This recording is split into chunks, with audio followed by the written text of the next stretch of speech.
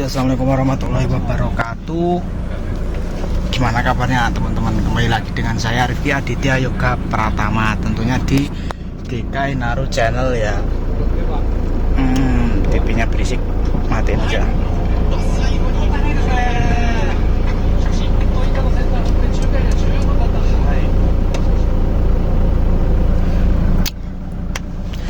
Oke, pada kesempatan kali ini mau bahas apa ya? Masih agak bingung nih. Oh ya, bahas ini aja. Ada beberapa kali dari teman-teman itu yang nanya soal job di Jepang ya. Dan kali ini saya mau sharing soal seputar job di Jepang.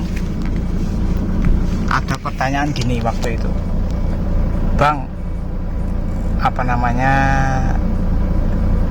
job di Jepang yang paling recommended itu apa gitu kan.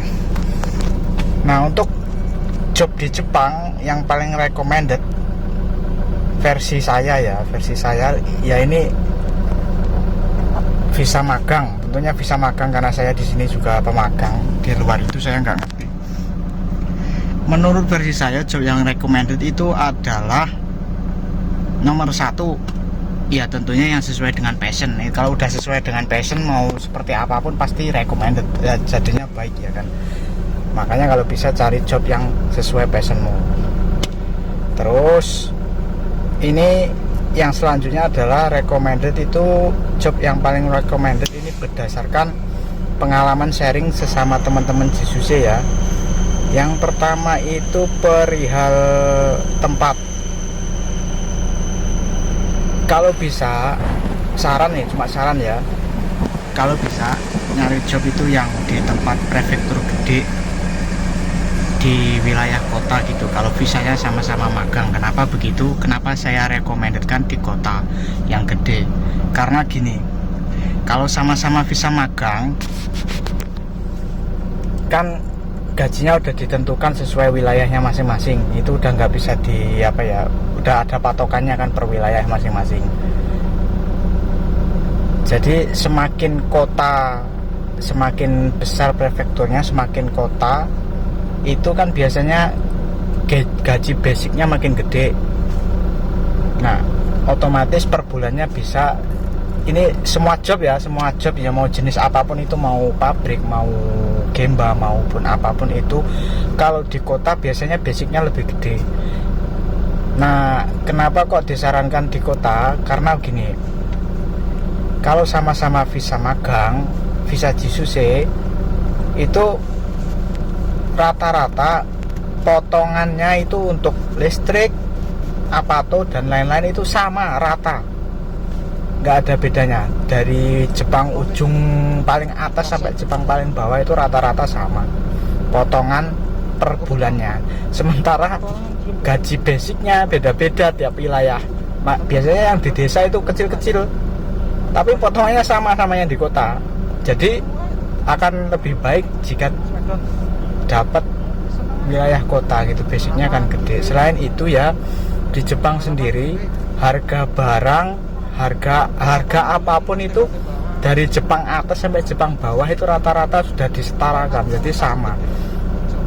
Kalau kayak di wilayah Indonesia, di Jawa mungkin ya, kalau di Jawa gitu kan biasanya di desa itu lebih murah. Kalau kayak sayur-sayuran atau apa gitu kan lebih murah, bahan-bahan pokok, bahan pangan itu lebih murah. Tapi kalau di Jepang itu rata, mau di kota mau di desa itu rata. Jadi pengeluaran untuk makan juga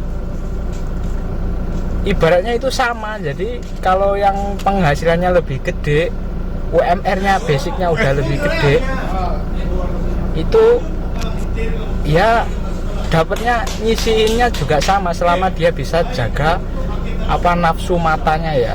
Karena di kota itu godaannya juga di nafsu mata itu. Tapi kalau urusan perut, urusan potongan per bulan itu rata-rata Jisuse semua sama. Jadi akan diuntungkan menurut saya, dan teman-teman sekitar saya ini akan diuntungkan kalau bisa dapat job di wilayah kota ya, UMR-nya tinggi.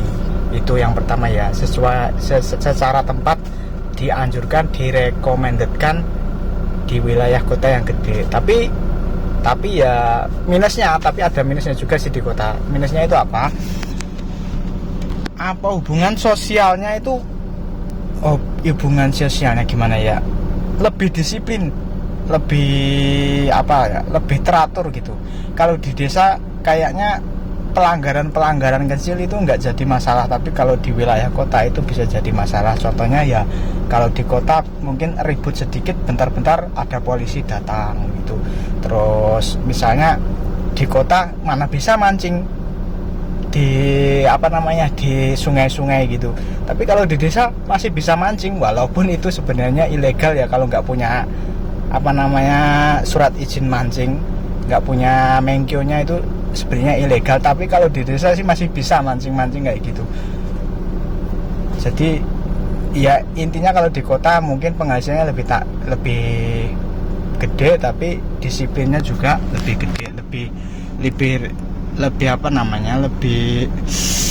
yang ngawasin lebih banyak, orang Jepangnya lebih banyak gitu, karakter orang Jepangnya. Kalau di desa kan masih istilahnya orangnya belum padat banget, jadi masih agak sedikit bebas gitu secara sosial. Tapi kalau secara gaji tetap recommended yang yang kota.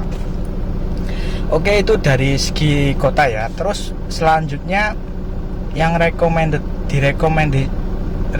lagi adalah cari kaisa atau perusahaan yang memiliki kalender tahunan yang tetap.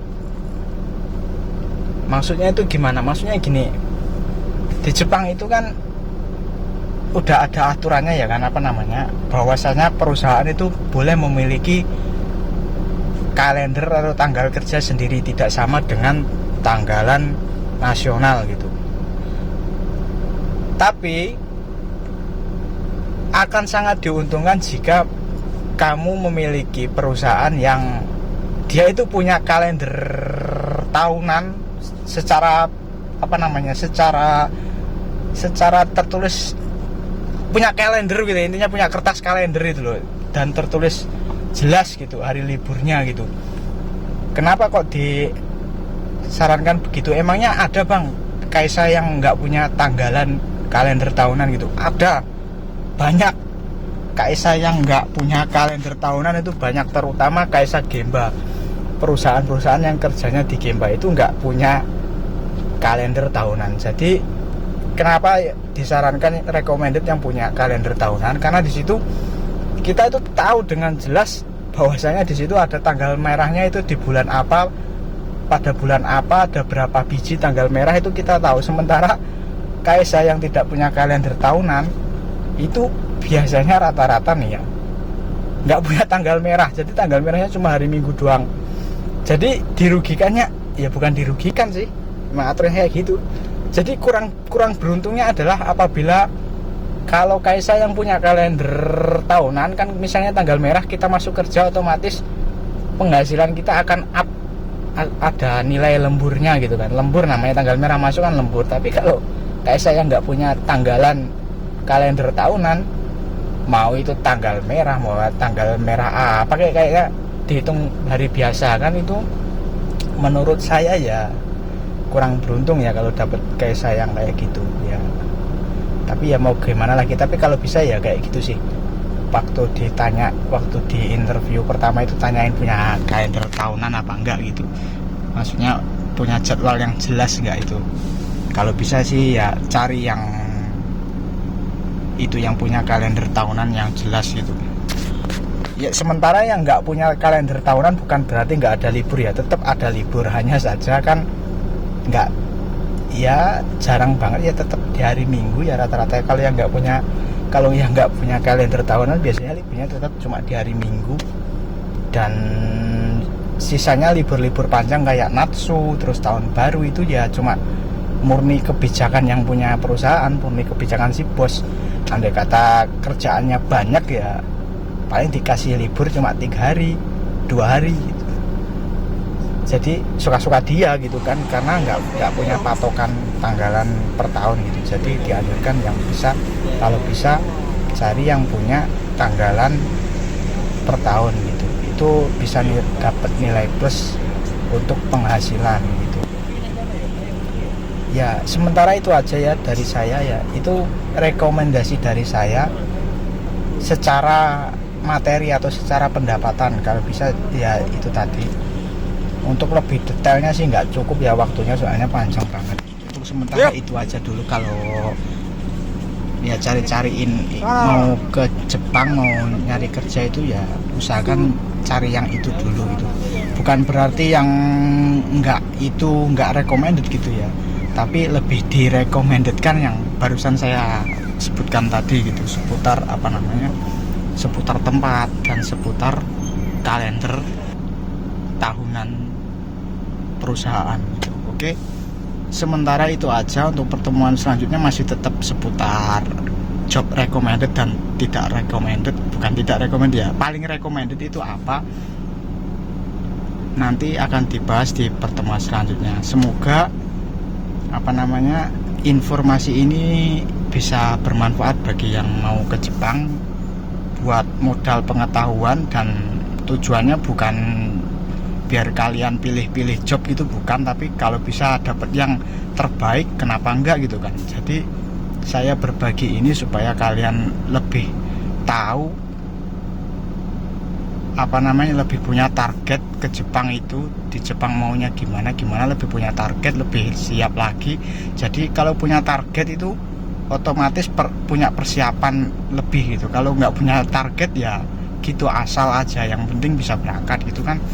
Orang nggak punya target, dan biasanya kebanyakan sampai sini agak kecewa gitu, lihat sekelilingnya kok gini gitu, kok bisa dapat gini, kenapa aku dulu kok asal-asalan akhirnya begini gitu. Jadi milih-milih itu boleh, karena itu masa depan kalian di Jepang. Oke, untuk kali ini sekian, itu saja dari saya. Assalamualaikum warahmatullahi wabarakatuh.